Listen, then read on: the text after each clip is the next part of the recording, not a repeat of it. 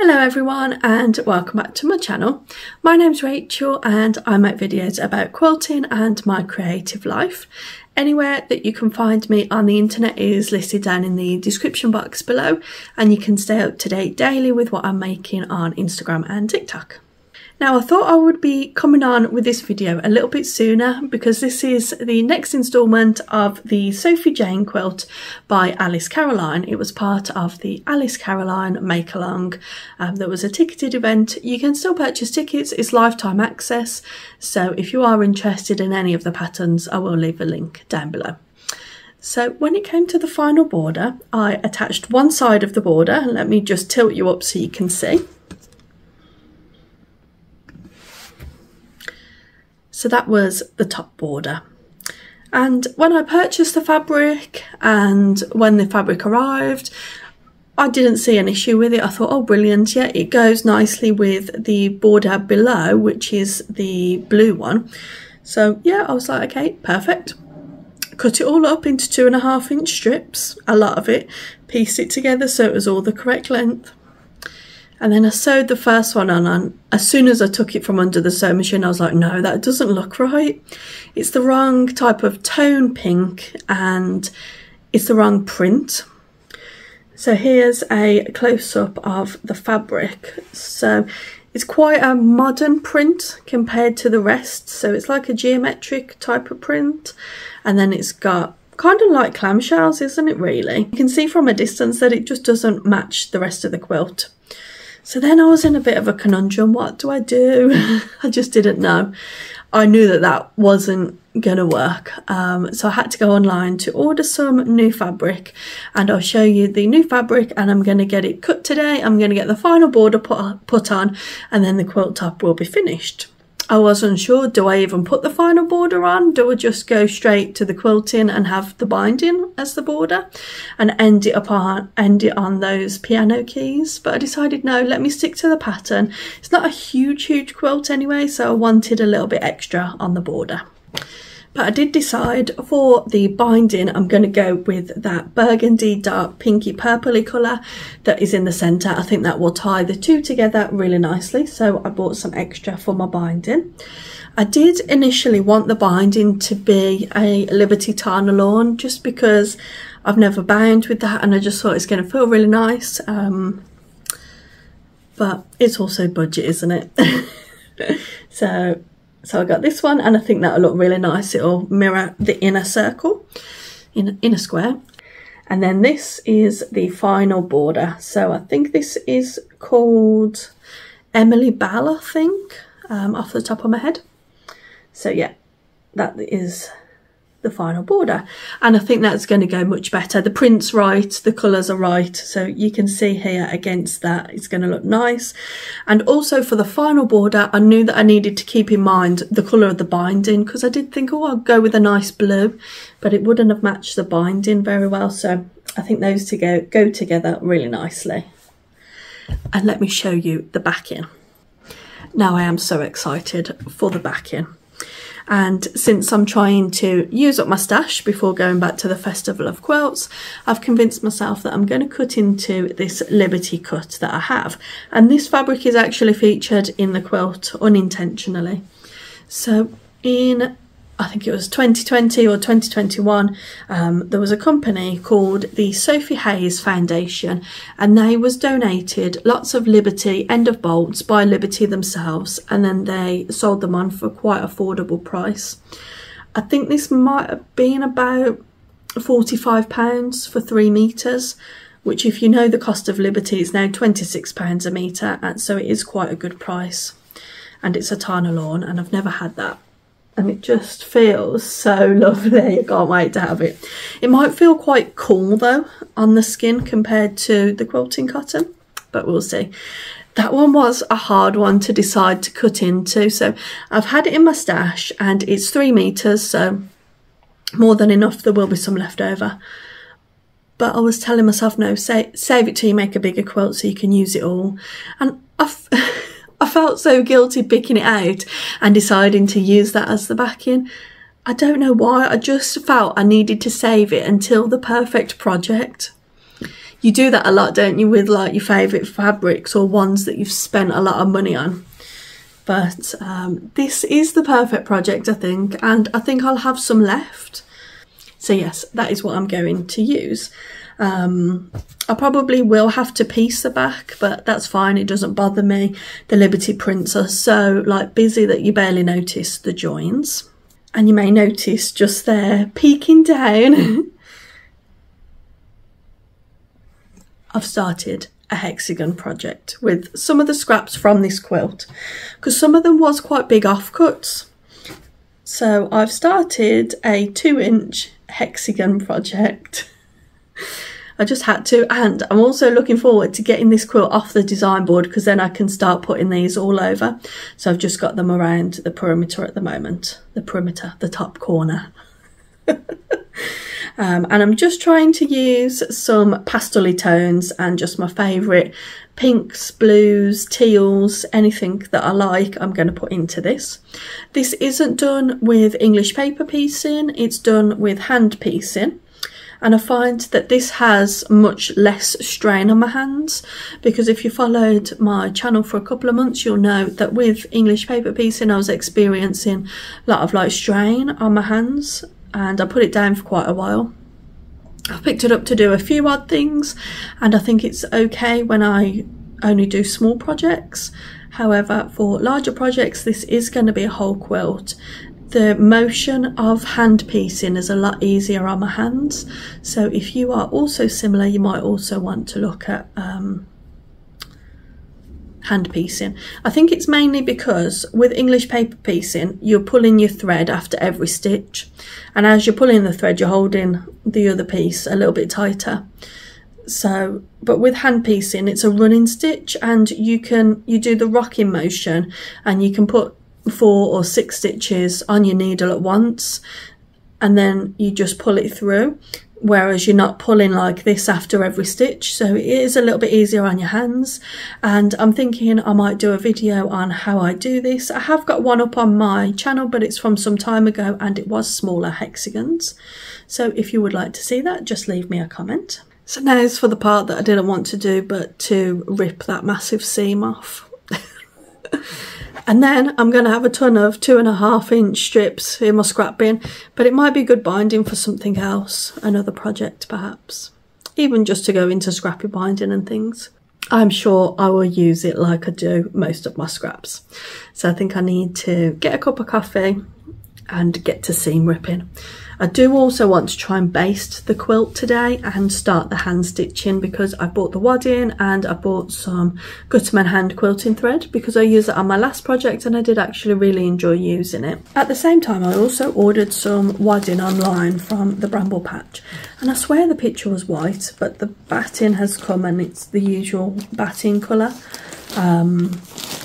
But with quilts that are majority white, I do like to use a white batting just to try and stop the seams showing as much, but hey ho, we're using what we've got and that's what we've got now. Let's get to seam ripping.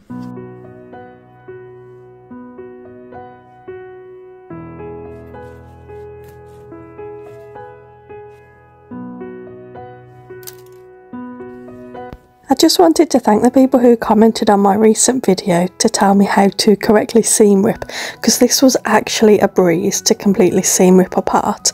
All I did was put the red ball towards the back and just slid it along, and I didn't even rip the fabric or nothing. When I've tried to do it so quick before, I've ended up slicing through the fabric, so it is to do with the red ball and the position of that. So thank you so much if that was you who commented.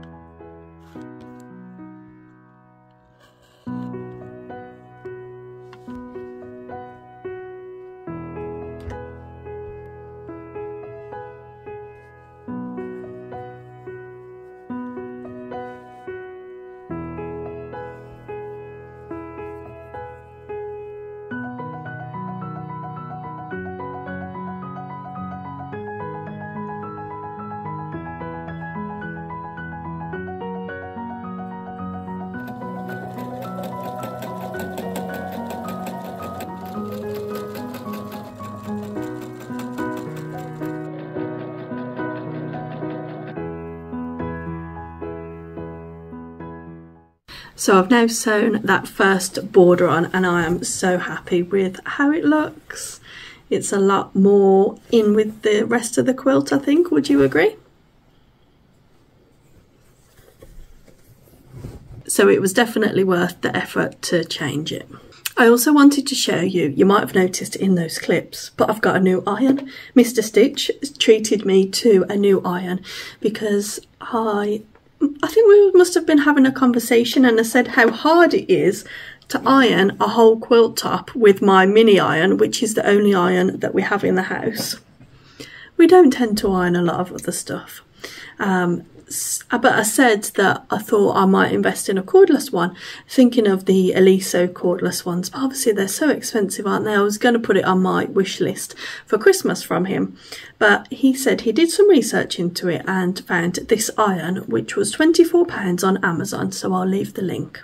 But basically it's both corded and cordless. So at the moment the base is attached, it's got a really nice swivel cord, but there's a switch here that you switch and it becomes cordless. And he said when he researched into it, a lot of the cordless irons that, let's say when you're ironing a whole quilt top, if it's not the more expensive one, they can lose heat by the time that you're ironing the whole thing, so you have to keep putting it on the pad. So this one is the best of both worlds. For little things it can just be cordless and it is a really good iron, and then you just flip the switch and maybe when I'm ironing the whole quilt top it'll be useful. So I've really been enjoying using that iron, and when I iron this whole quilt top I'm really excited for how smooth it is going to go, because it was very hard to iron a quilt top with that mini iron. Don't get me wrong, it has its uses, but yeah, ironing a whole quilt top is not one of the uses that I would recommend. So let me get the other 3 borders sewn on and I'll show you how it looks. I'm so excited.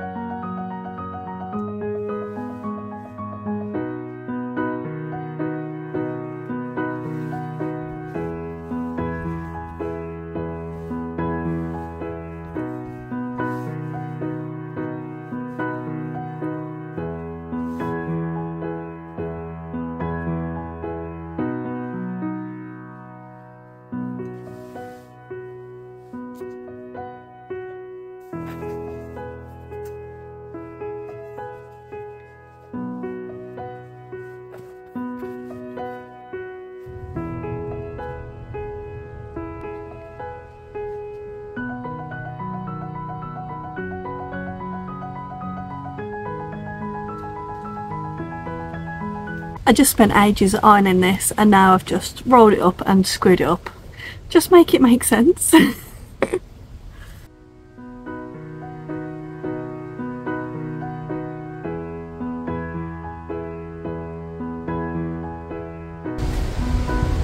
can't remember if I said in the video to you guys that I didn't know if it was going to be big enough to have on the bed, but it definitely is. I just sort of held it up against me and it's definitely going to be big enough. So I'm really looking forward to that. So now to get it basted and start the hand quilting.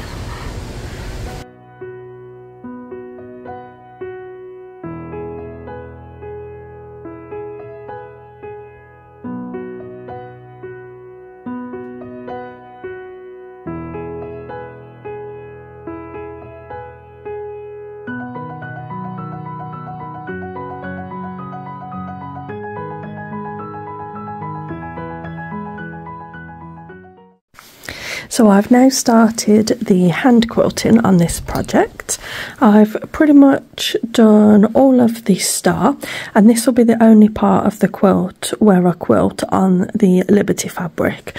The rest of the quilt I'm just going to be outlining around all of the white, like I have done there with a white thread. but this part I just felt was too big to leave it unquilted, and it does feel absolutely gorgeous now.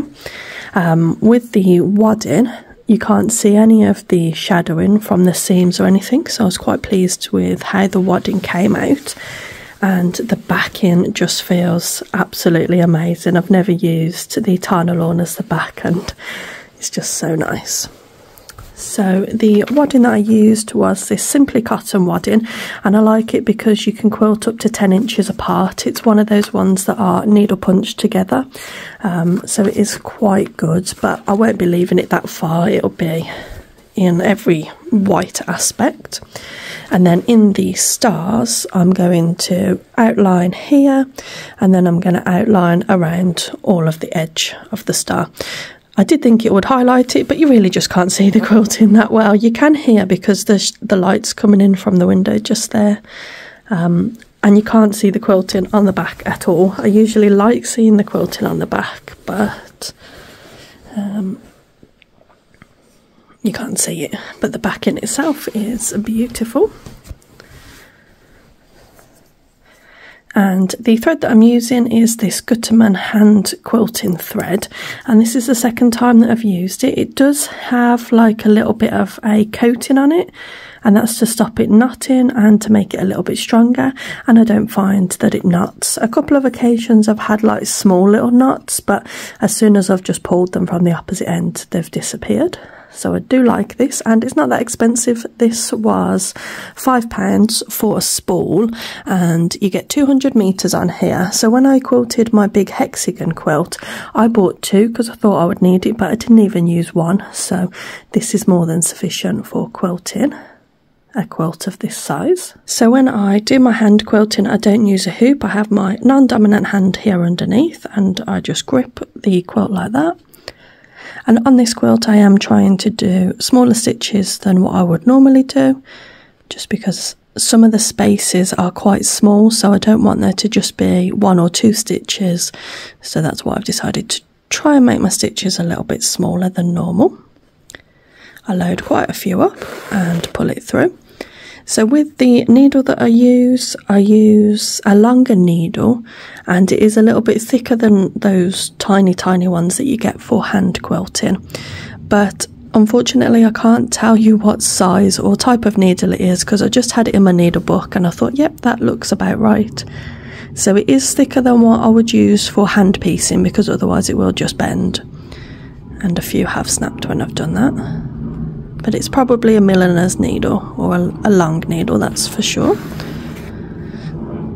So on the white it's actually harder to stitch than on the colour, because you can't see your stitches, so it's a little bit harder to make them straight. But when I'm loading my stitches up, I'm just checking that they're straight when they're still on the needle, and if they're not, I can just pull them out at that point.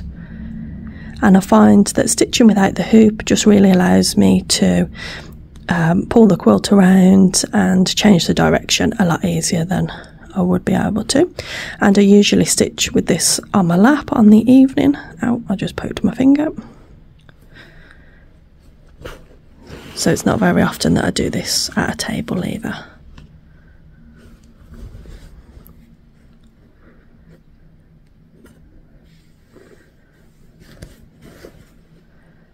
So I will update you on the progress of this quilt. I'll be hand quilting it over the next couple of weeks, and hopefully I'll include it in a video once it's all completed. So do subscribe to the channel and keep an eye out for any future videos.